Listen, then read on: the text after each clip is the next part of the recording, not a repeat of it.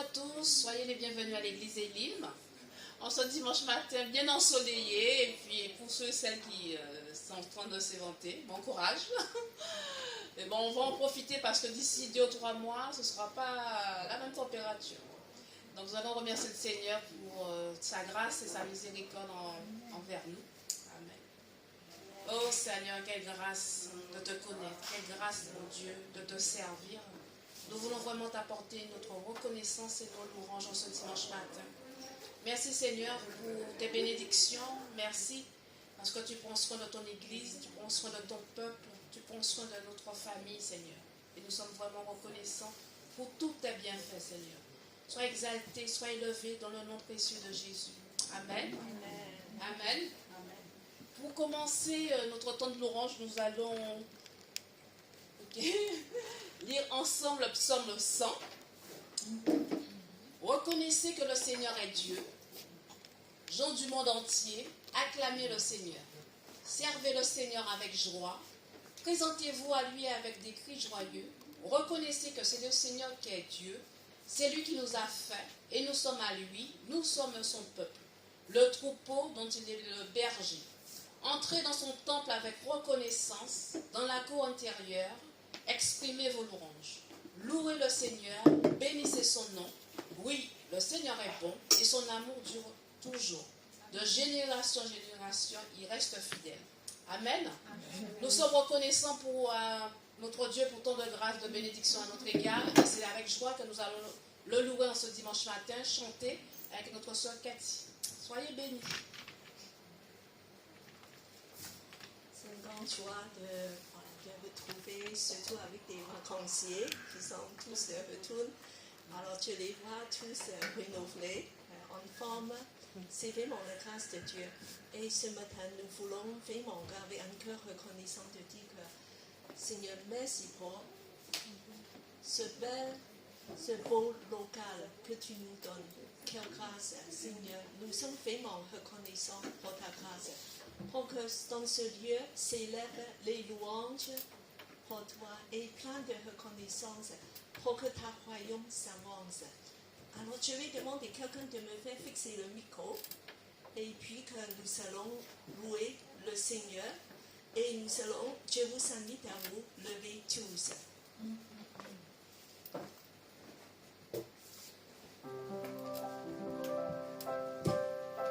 Notre Dieu est très grand et digne de louange.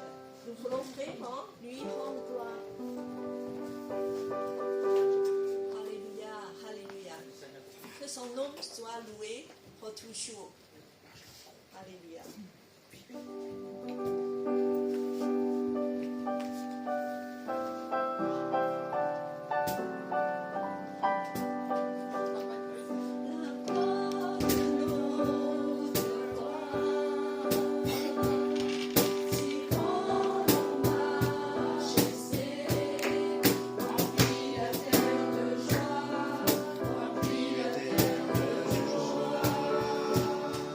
Il est comme ça.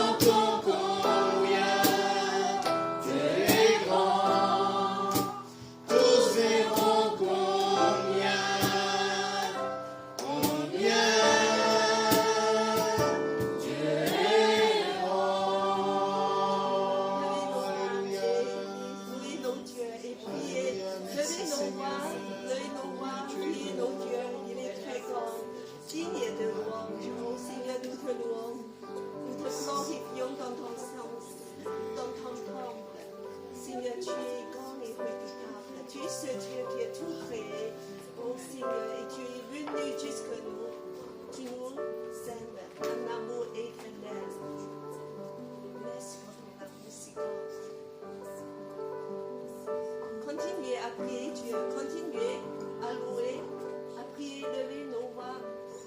À la part de Dieu, dialoguer avec Dieu, de lui remercier. Oui, Seigneur, merci pour ton grand salut. Merci Jésus, tu es venu jusqu'à nous, comme l'agneau de Dieu. Oh Seigneur, nous allons te louer toujours pour le point.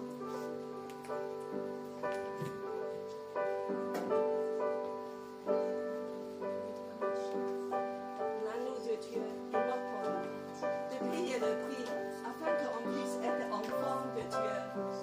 Nous voulons être reconnaissants à toi, Seigneur Jésus.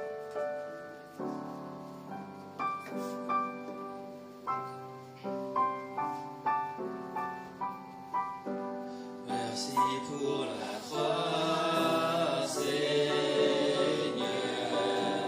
Merci pour le prix payé. Tu pris mon péché, ma honte, dans ton amour et dans ta grâce infinie. Merci pour ce don, Seigneur. Merci pour tes mains bercées, lavées dans ton sang précieux. Je peux connaître ton amour et ton pardon. Digne est l'agneau, assis sur le trône, couronné le roi des rois, tu règnes victorieux. Grand est élevé, Jésus, Fils de Dieu, le chéri des cieux fut crucifié. Digne es-tu, Seigneur, digne es-tu, Seigneur,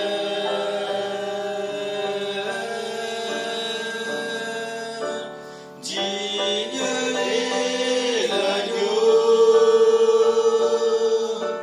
assis sur le trône, couronné le roi des rois, tu règnes victorieux. Grand est élevé, Jésus, Fils de Dieu, le chéri des cieux fut crucifié. Digne es-tu, Seigneur, digne es-tu, Seigneur, digne es-tu, Seigneur, digne es-tu,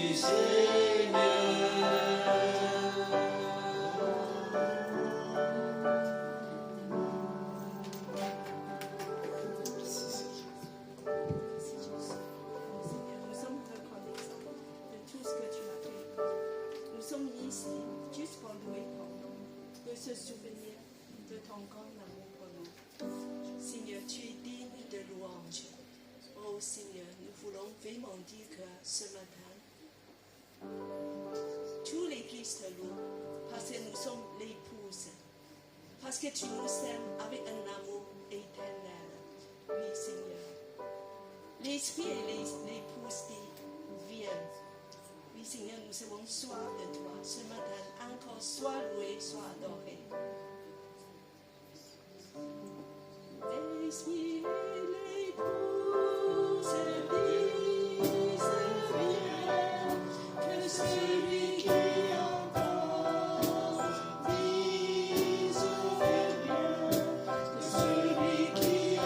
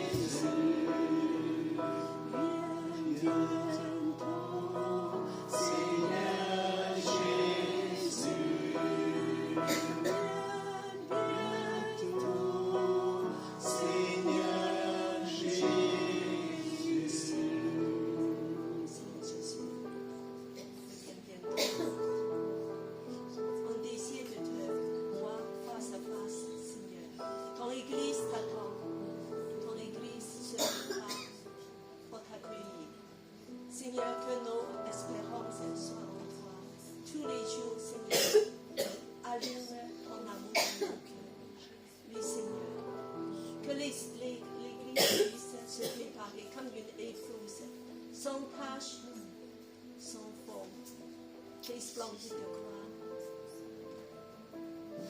Seigneur, viens fais ce travail, que ton nom soit loué. Sois adoré Jésus ce matin. Prenez place maintenant. Et nous voulons continuer à adorer Jésus, adorer Dieu. Ce matin, nous serons dans la scène pour se souvenir de son amour merveilleux, glorieux. C'est le moment des offrandes. Nous voulons reprendre. Merci pour la chante.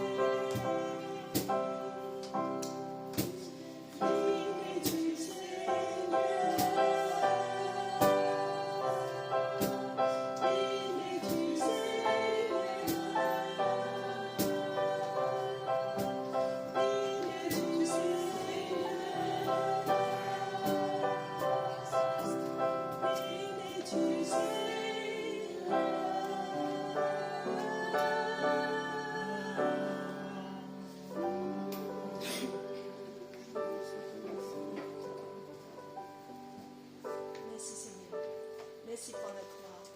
Merci pour le sang versé, pour le prix payé, pour faire substitution. Et Seigneur, nous te louons et t'adorons.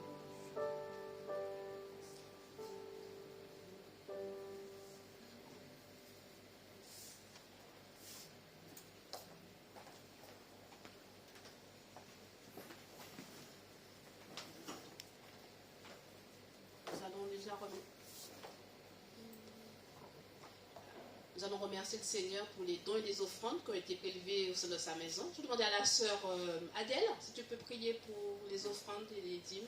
Amen. Merci éternel Dieu Tout-Puissant, Père de grâce, Père de volonté. Seigneur Dieu Tout-Puissant, nous te remercions ce matin pour cette assemblée, Seigneur Dieu Tout-Puissant. Nous voulons remettre, Seigneur, nos dons, nos dîmes ce matin pour l'avancement de tes œuvres, Seigneur. Bénis les mains qui l'ont donné, bénis leur travail, bénis, Seigneur, ce dont qu'ils puissent, Seigneur Dieu Tout-Puissant, avoir de quoi te donner tous les dimanches éternels de Tout-Puissant. Seigneur Dieu Tout-Puissant, bénis aussi ceux qui n'ont pas encore trouvé du travail, Seigneur, afin que, Seigneur, puisse aussi contribuer à l'avancement de tes œuvres. Béni sois-tu ce matin, nous remettons tout entre tes mains, au nom puissant de Jésus. Amen. Amen. Amen. Merci Seigneur. Nous allons laisser la place à notre pasteur pour présider la Sainte Seine.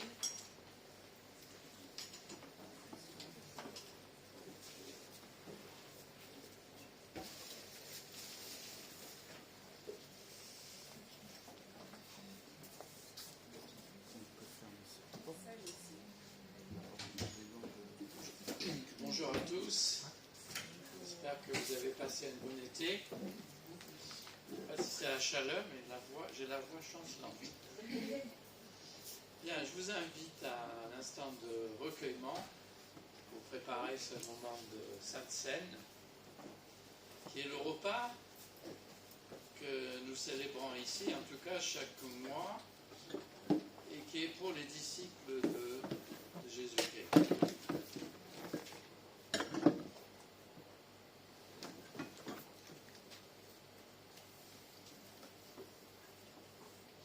L'apôtre Paul dit ceci: car moi j'ai reçu du Seigneur ce que je vous ai transmis. Le Seigneur Jésus, dans la nuit où il allait être livré, prit du pain. Et après avoir rendu grâce, il le rompit et dit, c'est mon corps qui est pour vous. Faites ceci en mémoire de moi. Il fit de même avec la coupe, après le dîner, en disant, cette coupe est l'alliance nouvelle en mon sang. Faites ceci en mémoire de moi, toutes les fois que vous en boirez. Car toutes les fois que vous mangez ce pain et que vous buvez cette coupe, c'est la mort du Seigneur que vous annoncez jusqu'à ce qu'il vienne. C'est pourquoi celui qui mange le pain et boit la coupe du Seigneur indignement sera coupable envers le corps et le sang du Seigneur. Que chacun s'examine plutôt lui-même, qu'ainsi il mange du pain et boive de la coupe. Car celui qui mange et boit sans discerner le corps, mange et boit un jugement contre lui-même. C'est pas souvent qu'on lit jusqu'à là. Je vous propose un instant de silence où chacun s'examine et peut-être c'est le moment depuis que vous avez été dans une église, je ne sais pas, avec l'été parfois. C'est important que nous, lorsque nous venons au culte, en quelque sorte, on suppose que vous êtes en paix avec Dieu et que vous avez reçu de nouveau son pardon. Alors si ce n'est pas le cas, c'est le moment maintenant dans votre cœur de dire au Seigneur, Seigneur, j'ai besoin de ton pardon.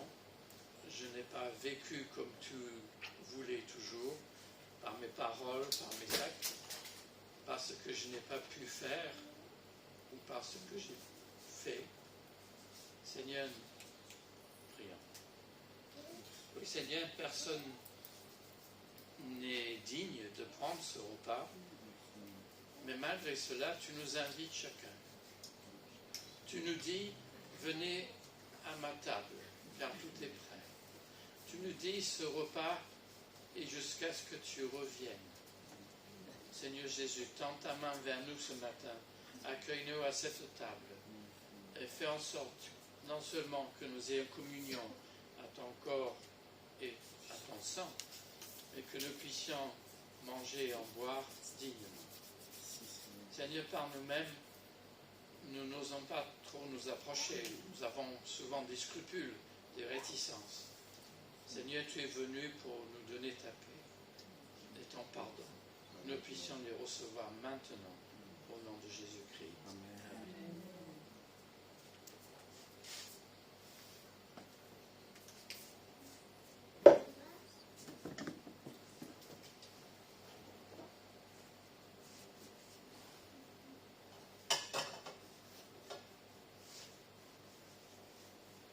Afin que nous rompons et communions au corps du Christ, la coupe pour laquelle nous venons de rendre grâce et communion au sang du Christ. Que chacun le reçoive et après qu'on l'ait bu et mangé, je ferai notre prière. Donc je ne sais pas qui va venir distribuer.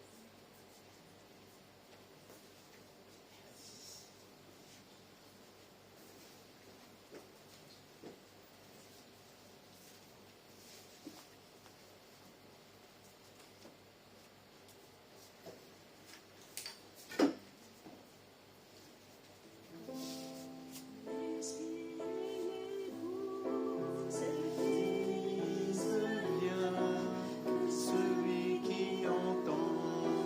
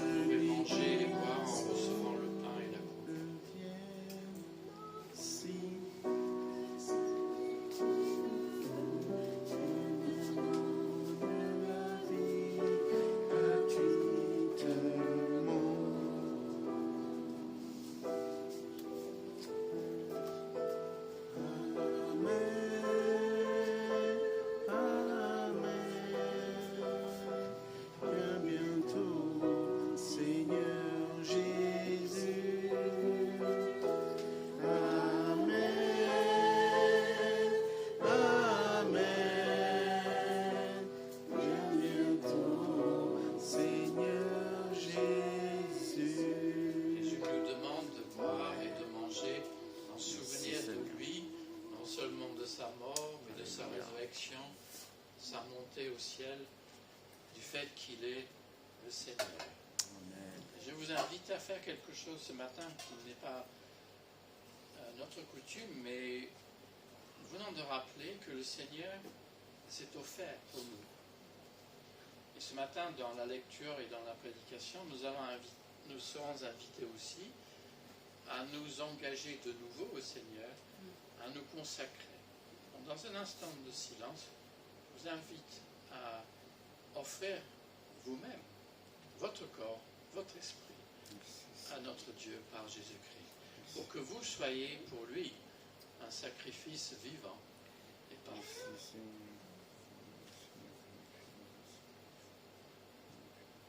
Seigneur, nous sommes conscients que tu t'es donné pour nous. Et notre offrande à nous ne compense pas, ne rembourse pas quoi que ce soit, mais par gratitude, à cause de ta grande bonté, nous voulons nous offrir à toi, à ton service, dans la manière que tu veux te servir de nous. Nous voulons être un sacrifice vivant pour toi tous les jours. Au nom de Jésus-Christ, nous avons prié. Amen.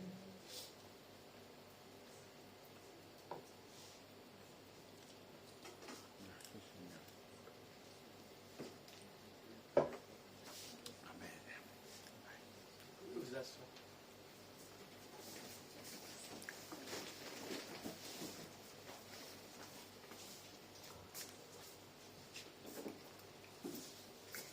Merci, Pasteur Stuart. Nous voulons encore vous souhaiter la bienvenue, que vous soyez en ligne ou en présentiel au sein de l'Église Élim. Nous sommes heureux de vous revoir et après ces temps de vacances. Soyez encore bénis dans la maison du Seigneur. Je tiens à présenter la nouvelle personne qui nous visite, la sœur. Si vous pouvez vous lever, dire votre prénom, afin que nous puissions vous accueillir. Naomi. Ah ben voilà. Soyez la bienvenue, Naomi, au sein de notre église. Alors l'église Élim, déjà, je sais, pour les nouvelles personnes, le culte commence à 11h30 chaque dimanche. D'accord? Donc l'église Élim n'a pas changé sa devise, c'est une église des nations dont la mission est de toujours d'aimer Dieu, d'aimer la famille de Dieu et de servir les autres. Nous avons un temps de prière en semaine, c'est le mercredi soir en ligne pour l'instant, et d'ici le mois d'octobre nous allons changer, nous allons être en présentiel le vendredi. On vous dira les moments où nous allons commencer à être en présentiel. Voilà, commencez à vous préparer dans votre emploi du temps. Voilà. Pour le mois d'octobre, les choses vont un peu évoluer au sein de l'église. Vous avez constaté qu'il y a eu des travaux au sein de l'église. Pour cela, il faut des fonds, il faut des euros. Donc, nous vous remercions pour ce que le Seigneur vous met à cœur dans la corbeille pour pouvoir participer aux frais de réparation ou d'embellissement de notre église. Voilà, et dernier rendez-vous, c'est le dernier samedi du mois. Nous avons un temps d'évangélisation dans le quartier afin de faire connaître la parole du Seigneur à nos voisins. Et nous souhaitons que l'église grandisse ensemble avec nous dans le 13e. Voilà, je pense avoir tout dit. Merci encore et soyez bénis. Et Pasteur Stuart, je vous laisse la place pour apporter la parole du Seigneur. Merci, Gladys.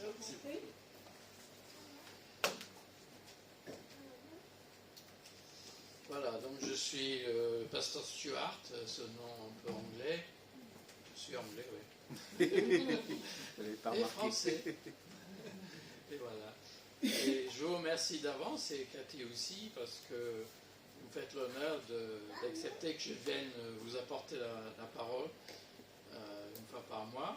C'est une joie pour moi. Et tant que, en tout cas, je m'engage pour cette année, que le Seigneur me donne la force de venir avec vous. Et j'espère que nous allons avoir des moments très bien ensemble. Et je remercie le Seigneur aussi de voir cette salle, j'allais dire nickel. Je ne sais pas si c'est le mot qui convient, mais oui. C'est vrai que c'est tout nickel. Voilà. Bien. Alors, ce matin, nous allons plonger dans l'évangile selon Matthieu. chapitre 16, c'est un passage assez court. Voilà, donc on va faire les deux lectures. D'abord le premier dans la lettre aux Romains. Donc, voilà. S'il y a quelqu'un qui voudrait se dévouer, je vois plus Cathy. Je suis là. Ah voilà. Philippe. Frères et sœurs, puisque Dieu a ainsi manifesté sa bonté pour nous, je vous invite à offrir vous-même en sacrifice vivant, qui appartient à Dieu et qui lui est agréable. C'est là le véritable culte conforme à la parole de Dieu. Ne vous conformez pas aux habitudes de ce monde, mais laissez Dieu vous transformer et vous donner une intelligence nouvelle. Vous discernerez alors ce que Dieu veut, ce qui est bien, ce qui lui est agréable et ce qui est parfait. Merci. Donc c'est le passage auquel j'ai fait allusion tout à l'heure lors de la Sainte Seine. Paul dit donc puisque Dieu est si bon pour nous, il nous invite à nous offrir comme un sacrifice à son service. Alors, cela va faire, mais pas tout de suite, ça va faire un lien avec l'autre passage dans l'Évangile que nous allons lire maintenant. S'il y a une ou deux personnes qui veulent partager la lecture. Nicolas. À partir de ce moment, Jésus commença à montrer à ses disciples qu'il lui fallait aller à Jérusalem, souffrir beaucoup de la part des anciens, des chefs, des prêtres et des spécialistes des Écritures, être tué et le troisième jour ressuscité. Pierre le prit à part et se mit à lui faire des reproches. Dieu t'en garde, Seigneur, dit-il. Non, cela ne t'arrivera pas. Mais Jésus se retourna et dit à Pierre, va-t'en, passe derrière moi, Satan. Tu as un obstacle sur ma route, car tes pensées ne sont pas celles de Dieu, mais celles des êtres humains. Une autre personne.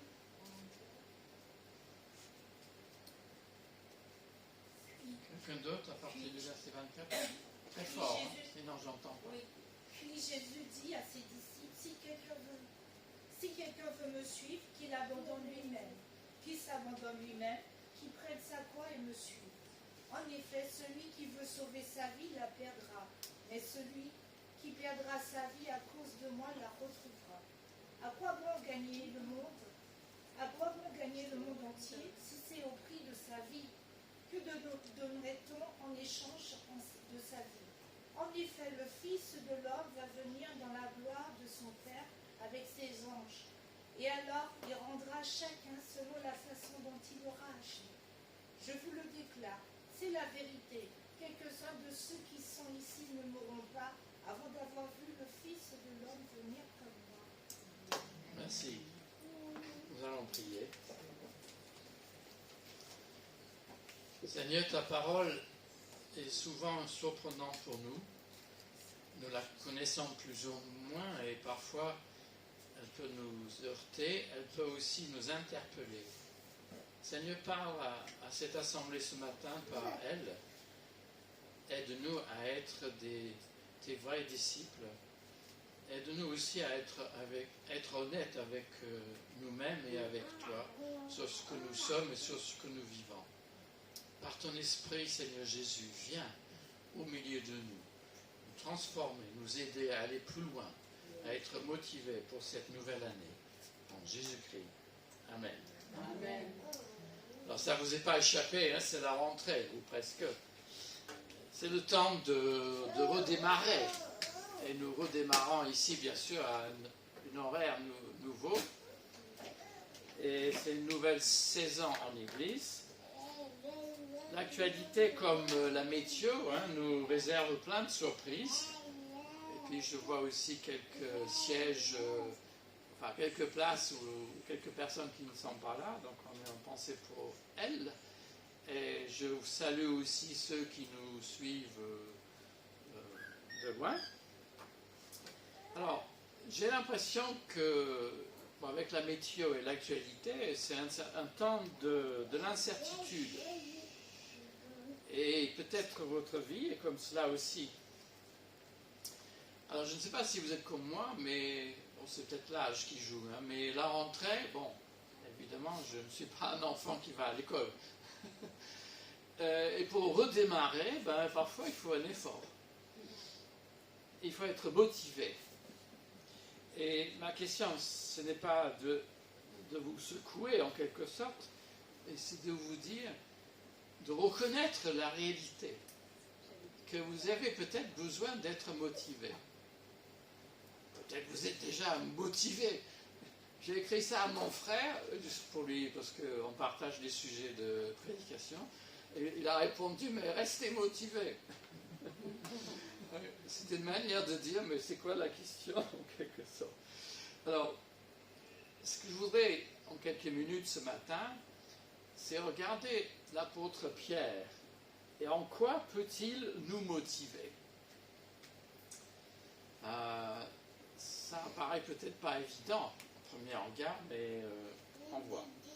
En Matthieu 16, donc, Jésus commence à montrer à ses disciples. Il commence à montrer quoi? Que la vie d'un disciple sera comme celle du maître. Vivre en chrétien, s'engager comme membre d'une église, c'est un chemin, c'est un cheminement. Et chacun est à un endroit différent dans son cheminement ce matin. Que vous soyez homme, femme, jeune ou aîné, que vous soyez au travail ou à la retraite, ou en forme ou pas. Nous voulons sans doute redémarrer après la pause estivale. Je pense que la plupart d'entre nous ce matin, nous sommes des chrétiens convaincus, nous sommes des chrétiens engagés. Mais parfois, nous avons non pas des masques à cause du Covid, mais nous voulons nous montrer sur notre meilleur jour, pour que les autres disent « Ah, super, cette personne, elle est chouette, elle est dynamique, elle fait vraiment ce qu'il faut, c'est formidable. » Mais parfois, ça cache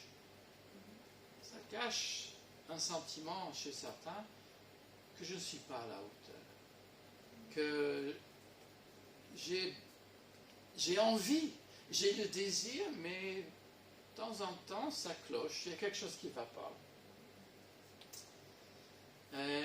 Alors ce sentiment, je crois que c'est normal. Et nous avons peur parfois de manquer, de ne pas être à la hauteur.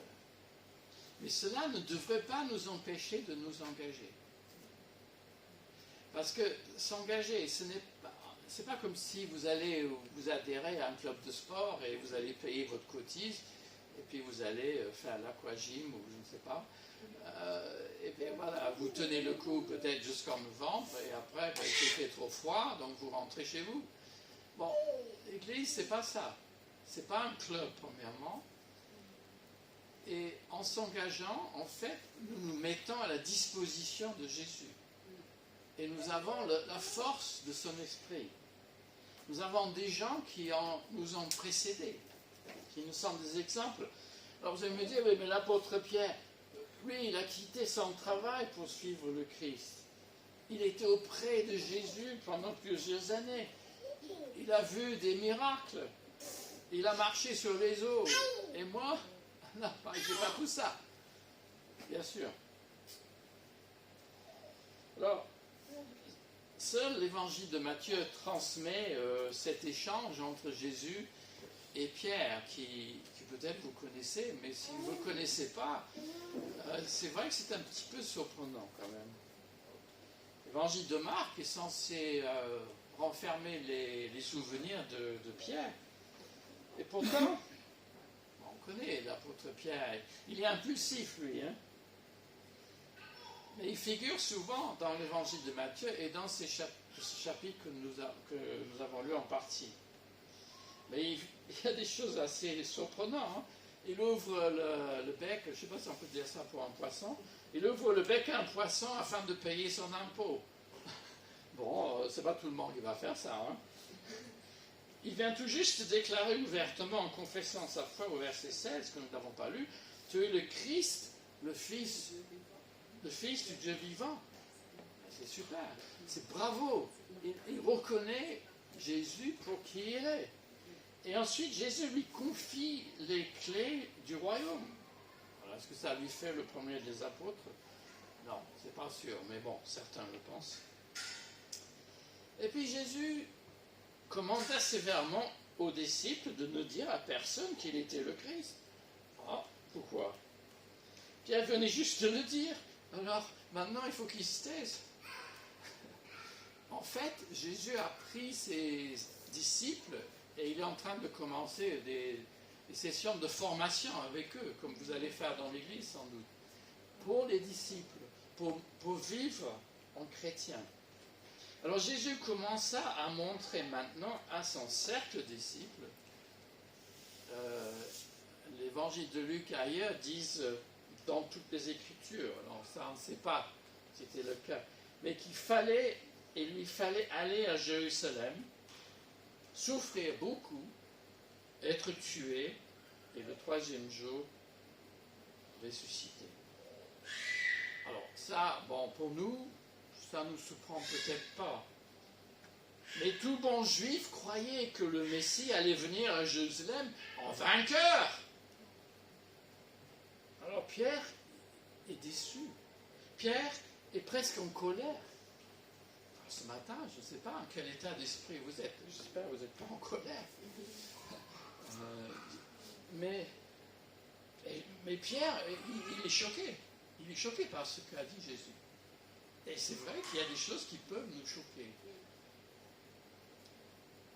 Et on ne s'en rend pas compte toujours. Alors Pierre se mit à faire des reproches au Fils du Dieu vivant. Dieu t'en garde, Seigneur. Non, ça ne t'arrivera pas. Ah, le Christ doit souffrir à en mourir. C'est impensable. Impensable pour un juif. Pierre, il est déboussolé. Il ne comprend plus rien. Cela ne peut être la volonté de Dieu, le projet du Seigneur.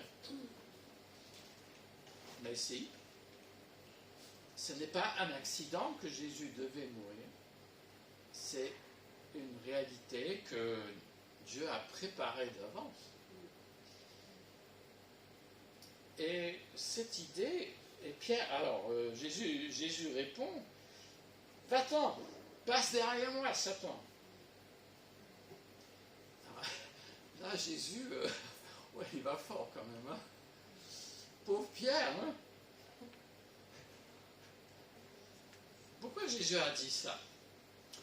Parce qu'il discerne une nouvelle tentation de court-circuiter le projet de son Père. Il a dit ça au diable selon Matthieu 4. Matthieu 4, le tentateur voulait que Jésus saute du temple et que tout le monde aille le suivre parce qu'ils auraient vu ça. Parce que les gens avaient des idées sur le Messie. Ça devait être un super-héros, on pourrait dire. Mais mourir à Jérusalem? Ah non, pas ça.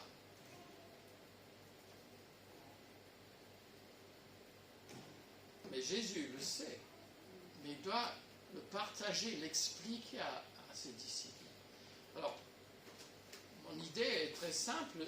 Nous avons nos idées sur la foi chrétienne. Nous sommes chrétiens, je ne suis pas en train de dire le contraire. Mais parfois, on doit, en apprenant, corriger nos idées, nos préjugés, corriger notre façon de voir la vie chrétienne et d'être honnête avec nous-mêmes.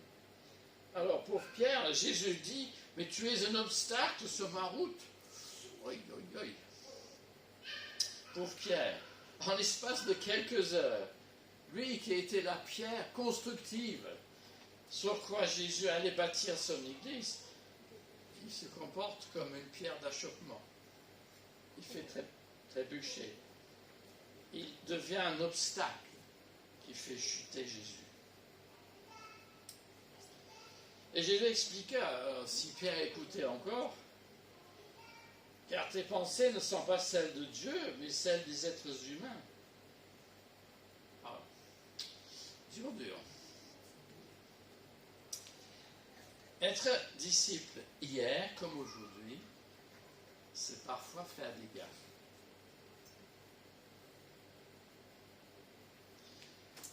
les églises, on est toujours bien habillé. On essaye toujours d'être poli, gentil et correct. Mais à l'intérieur, ça peut être différent. Alors, croire que le Christ devait souffrir choque encore. Ça choque des musulmans, ça choque certains juifs et même certains chrétiens qui voient Jésus surtout comme un roi, en oubliant qu'il est d'abord serviteur. Alors pourquoi c'est si important tout cela? Nous verrons peut-être plus tard dans l'année ou dans vos lectures que l'apôtre Pierre, un des premiers, avait essayé d'expliquer pourquoi Jésus devait mourir en étant serviteur. Et le Seigneur donc est amené à corriger nos idées. Mais aujourd'hui, autour de nous, la mort de Jésus, pour nous, c'est tellement important, mais on ne se rend pas compte qu'aux yeux des gens, les gens ne comprennent pas. Ils ne comprennent pas notre façon de parler, ils ne comprennent pas nos explications. Aux yeux des Romains, Jésus est un criminel. Comment peut-il nous déclarer justes devant son Père? Vous voyez la contradiction. C'est le même événement, et le regard n'est pas le même. La souffrance aussi, non seulement celle de Jésus, mais celle qui nous arrive dans la vie, qu'on soit chrétien ou pas, ça demeure un obstacle à la fois pour beaucoup de gens. Les gens disent, oui, mais pourquoi il y a des guerres, pourquoi il y a de la souffrance? Je ne peux pas croire. Alors, il faut que j'accélère parce que je brode, comme on dit. Le chemin du maître. Cet enseignement de Jésus, donc, on le trouve plusieurs reprises dans les évangiles, et c'est pas, je ne vais pas développer ce matin, mais l'essentiel, c'est que Jésus doit souffrir. C'est le chemin du maître. Certains ont peut-être cet été prendre la voie rapide sur une autoroute ou un TGV pour arriver rapidement en destination. Or, la voie du disciple va être comme celle du Christ. C'est là où je veux en venir. Si quelqu'un veut me suivre, qu'il s'abandonne lui-même, qu'il prenne sa croix, il me suive. C'est pas trop ce que ça veut dire en fait. Hein. Enfin, je dis chrétien moyen. Il y a tellement de malentendus sur ce passage, mais je ne vais pas entrer là-dedans maintenant. Mais en ce cas, on peut dire au moins la bonne voie pour suivre Jésus-Christ, elle est étroite, elle est guère rapide, dans le sens. D'abord, il y a peu qui la choisissent. Et deuxièmement, parce que la voie que nous devons suivre est celle que Jésus a déjà suivie. Nous marchons sur ses traces, si vous voulez. Mais notre vie de disciple ne peut pas passer d'un jour au lendemain à un bébé pour devenir un adulte. Il y a tout un cheminement. Et c'est ça que je voudrais insister là-dessus. C'est que là où nous sommes sur le chemin, c'est d'abord de savoir où nous en sommes. Si nous sommes un chrétien depuis peu, ok, il n'y a pas de problème. Si nous sommes un chrétien depuis un certain nombre d'années, mais allons-nous progresser cette année? Allons-nous avancer? Allons-nous grandir dans notre foi? C'est ça le défi. Ce n'est pas de regarder à droite et à gauche, et de regarder l'autre et dire ben, celui-là, je ne sais pas où il en est, mais ça n'a pas l'air de bouger. Hein. Moi, j'ai fait des efforts. Non, ce n'est pas ça du tout. Nous ne sommes pas là pour nous comparer les uns aux autres. Nous sommes là pour encourager les uns aux autres à avancer. Et la suite donc de ce passage explique, parce que vivre pour Jésus comme son ami loyal, ça peut nous causer des ennuis. C'est plus facile de suivre le courant autour de nous. Mais être solidaire de Jésus, c'est parfois être solitaire car je veux être honnête et non devenir sous ou prendre la drogue ou pire. Hein. C'est un autre style de vie, être chrétien. Et ça peut ne pas plaire à des gens autour de nous. Mais pourquoi vous êtes comme ça? Pourquoi tu veux pas faire ça comme moi avec tout le monde? Ça nous gêne un peu. Mais c'est ça, être disciple, accepter pour Jésus-Christ que parfois on serait regardé de travers. Ça peut être une moquerie, le rejet, même l'indifférence. Il y a des pays, et vous le savez autant que moi, où s'afficher comme chrétien, c'est la mort. Bon, en France, il y a une certaine liberté, Dieu merci. Mais en tout cela, nous avons nous-mêmes des attentes et lui, il a ses promesses. Pierre, et dans toutes les églises c'est pareil, Pierre avait ses idées et nous avons notre avis. Chacun a ses attentes de Jésus et de l'Église. Et Pierre, bien sûr, était toujours rapide à en placer une. Hein. Il ira jusqu'à dire, donc au chapitre 19, qu'on n'a pas lu, hein, écoute Seigneur, lui dit-il, nous avons tout quitté pour te suivre, qu'est-ce qui va se passer pour nous? Qu'est-ce que nous on va avoir là-dedans? Ça ne gêne pas. Hein? Oui, mais Pierre, il ne prend pas des gants. Hein. Et parfois, je dirais que c'est pas mal s'il y avait des gens dans l'église aussi, parfois qui ne prennent pas des gants. Parce que parfois, nous avons des questions comme ça. C'est ce que nous pensons. Mais qu'est-ce que ça me rapporte moi? Pourquoi je suis dedans et qu'est-ce que ça change? Qu'est-ce que ça me fait? Alors, si vous n'osez jamais poser ces questions à quelqu'un dans l'église, à un pasteur ou quelqu'un des responsables, mais on ne grandit pas si on ne pose pas de questions. Mais Jésus fait une promesse quand même. Le Fils de l'homme va venir dans sa gloire avec ses anges, verset 27, oui. Et il rendra à chacun selon la façon dont il aura agi. Vous allez me dire, ah ben disons ça. Ce matin, on a le paquet là, on a les apôtres qui sont traités, Pierre est traité de Satan, et maintenant on a l'annonce du jugement. Ça fait trembler certains. Parce qu'on est habitué à un christianisme un peu facile, on ne nous demande pas trop. Hein. C'est déjà pas mal si vous venez au culte. Mais c'est notre société qui est comme ça. On veut quelque chose de facile, qui me rapporte. Hein. La foi chrétienne, c'est pas tout à fait comme ça. Si, ça vous rapporte, mais parfois beaucoup de problèmes. En tout cas, l'idée du jugement, ça fait trembler beaucoup de chrétiens. D'autres y croient guère. Alors nous allons cette année, si Dieu le veut, peut-être j'aborderai dans 2 messages un livre de l'Ancien Testament qui abordera ce sujet pas facile, mais dans une volonté de déblayer un sujet un peu difficile, mais de nous encourager. Alors le maître ici donnera une récompense à ses disciples. Et le chapitre 10, je crois que c'est affiché sur l'écran, celui qui se déclare publiquement pour Jésus, le Seigneur va se déclarer pour lui aussi, et l'inverse.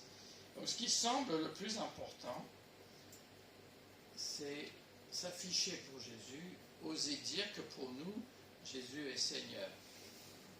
Donc, si vous voulez un mot plus moderne, Jésus est chef. Parce que Seigneur, c'était un mot politique à l'époque. Hein. On disait que César était Seigneur. Alors de dire que Jésus était Seigneur, il était mal vu par la police romaine.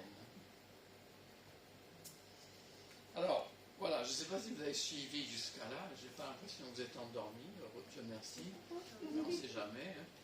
C'est vrai que c'est un peu plus tard que d'habitude, hein, maintenant. Alors Pierre, pour conclure, en quoi peut-il nous motiver? Parce que ce passage et les passages que j'ai cités montre sur des couleurs très différentes. Hein.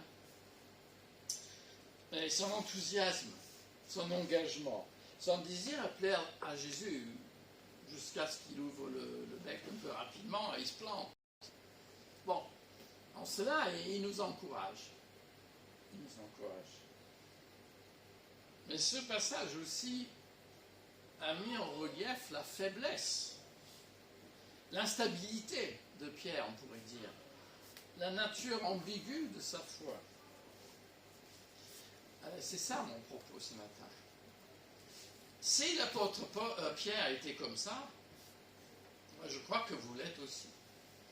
D'accord, nous avons professé la foi, beaucoup d'entre nous se sont engagés à suivre le Seigneur par le baptême, mais ça ne nous empêche pas d'avoir des doutes, ça ne nous empêche pas d'avoir des mauvais jours, ça ne nous empêche pas d'avoir des hauts et des bas. Et soyons honnêtes pour le dire à quelqu'un à qui on fait confiance. Non pas pour rester là, mais pour s'en sortir. Mais le fait est que nous y passons tous comme ça. Et le plus tôt qu'on l'admet et on le reconnaît, le mieux c'est. Le mieux c'est parce que si on ne l'admet pas, on ne peut pas rebondir. On ne peut pas redémarrer. Si on est dans le déni, que tout est beau, tout est merveilleux, que je suis dans la victoire au 9e ciel tous les jours de la semaine, toute l'année, moi je suis désolé, je crois que le principe de réalité nous dit que ce n'est pas vrai. Alors, je ne dis pas ça pour que nous restions dans la détresse, pour que nous restions dans la difficulté, que nous restions lugubres, non. Mais pour reconnaître où nous en sommes, c'est nous tourner vers le Seigneur et vers sa parole et pour quelqu'un d'autre, pour qu'on soit relevé par quelque moyen que ce soit, pour qu'on avance. C'est ça mon propos. Parce que pauvre Pierre, il était tout feu, tout flamme, jusqu'à casser la figure juste après. Bon, on peut être à la rentrée tout feu, tout flamme, plein de projets. Mais bon, 3-4 semaines après, alors soyons réalistes, soyons honnêtes, mais soyons ouverts au Seigneur qui nous remplisse de ton esprit pour avancer ensemble. Et nous avons, dans cette marche ensemble de disciples, besoin des uns des autres. Et c'est ça qui est extraordinaire dans une église. C'est que l'assemblée, ce n'est pas nos ennemis, ce sont nos frères et sœurs qui nous soutiennent. Qu'il en soit ainsi cette année. Je vous le souhaite. Amen. Amen. Prions. Seigneur, nous voulons admettre devant toi et dans notre cœur que nous ne sommes pas toujours à la hauteur de ce que nous professons. Et nous te demandons pardon s'il y a quelque chose de particulier qui vient à notre esprit. Mais Seigneur, nous voulons que ton esprit, que ta parole, que le repas du Seigneur, que tous ces moyens de grâce nous aident à progresser et avancer. Nous voulons te remercier les uns pour les autres, les jeunes comme les moins jeunes, les femmes comme les hommes. Chacun peut être un encouragement pour l'autre. Seigneur, aide-nous à admettre que nous avons besoin d'être encouragés, comme nous pouvons aussi encourager l'autre. Seigneur, selon ta promesse, oui, bâtis ton Église. Garde-nous d'être un obstacle aux autres. Et permets ensemble nous puissions avancer jusqu'au jour où l'Église et l'Esprit disent « Viens Seigneur Jésus ».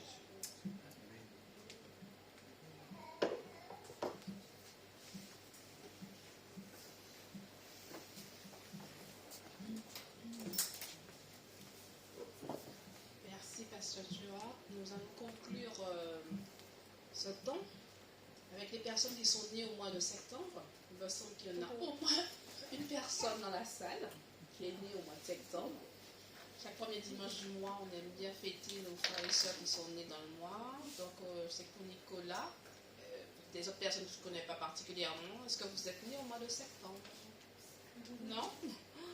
Alors Nicolas, tu peux venir. Nous pensons à notre sœur Luce et à notre pasteur John. Depuis Singapour, on t'a fait un grand joyeux anniversaire, pasteur John. Et donc, il m'a demandé à ton frère Tony, puisse prier pour ses bien-aimés, s'il te plaît. Merci Seigneur pour tous tes bienfaits, Seigneur. Je te prie, Seigneur, tous mes frères et sœurs qui fêtent leur anniversaire aujourd'hui, Seigneur, ce mois-ci, Seigneur. Vraiment que tu les combles, que tu les gardes, que tu les bénis là où ils sont, Seigneur. Que tu mets des projets merveilleux en chacun d'entre eux, Seigneur. Vraiment, Seigneur, ils sont là pour toi, Seigneur. Vraiment, Seigneur, que tu puisses agir en eux, Seigneur, que tu puisses leur apporter tout ton soutien, Seigneur, pour que ce soit dans leur travail, que ce soit dans leur vie spirituelle, que ce soit dans chaque chose, Seigneur, que tu sois à la tête de leur esprit, Seigneur. Merci encore de les bénir, Seigneur, et de les fortifier. Nous te prions, nous te remercions, au nom de Seigneur Jésus-Christ. Amen. Amen. Amen. Merci Seigneur. Donc dimanche prochain, on va se retrouver à 11h30. Donc on aimerait vous encourager, pour ceux qui peuvent, programmer dimanche prochain un temps pour pouvoir nous aider à ranger les choses de l'église. Dans ce cas-là, on va partager aussi un repas, comme ça va nous permettre de manger et ensuite de travailler pour pouvoir mettre les choses en place au sein de l'église. Voilà, soyez bénis, merci pour ceux qui sont en ligne et bon dimanche. Après le culte. Au revoir, oui, ce sera après le culte. Voilà. Soyez bénis dans la semaine. Amen.